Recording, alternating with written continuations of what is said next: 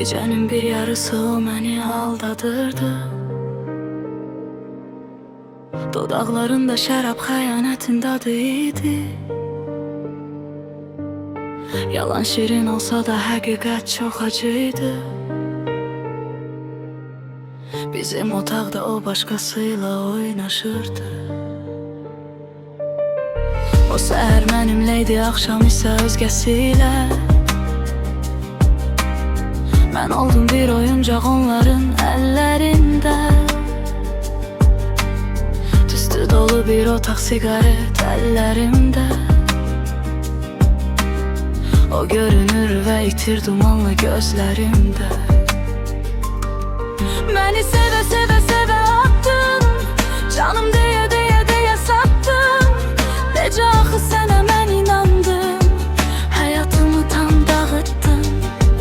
Məni sevə sevə sevə attın, canım deyə deyə deyə sattın. Necə axı sənə mən inandım, həyatımı tam dağıtdın. İstərəm keçmişə qayıdım, yenə o hissləri yaşayım. Yenə gözlərinə baxım, əllərini sıxım, gəç zamanı qaytarım. İstərəm yenidən qayıdım, yenə o hissləri yaşayım, qayıdım. Yenə gözlərinə baxım, əllərini sıxım, gəç zamanı qaytarım.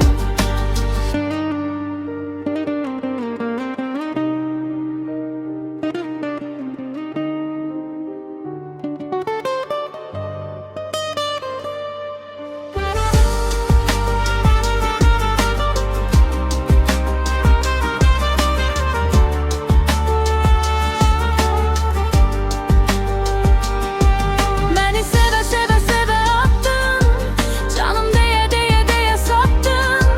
Necə axı sənə mən inandım, həyatımı tam dağıtdın.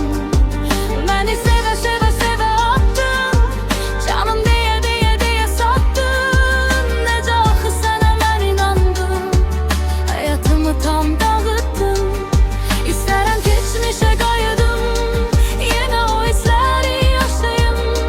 Yenə gözlərinə baxım, əllərini sıxım, gəç zamanı qaytarım. İstərəm yenidən qayıdım, yenə o hissləri yaşayım, qayıdım. Yenə gözlərinə baxım, əllərini sıxım, gəç zamanı qaytarım. Bir neçə il sürdü bu sevginin ömrüydü. Yavaş yavaş ölürdü, bilirdi son günüydü. O parlayan bir ışık yavaş yavaş sönürdü. Ayrılığın limanları üfüqdən göründü. Onunla çox ciddi, mənimləsə oynaşdı.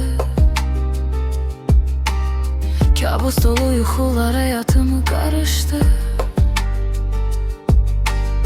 İçimdə müharibə, qəribə bir savaşdı.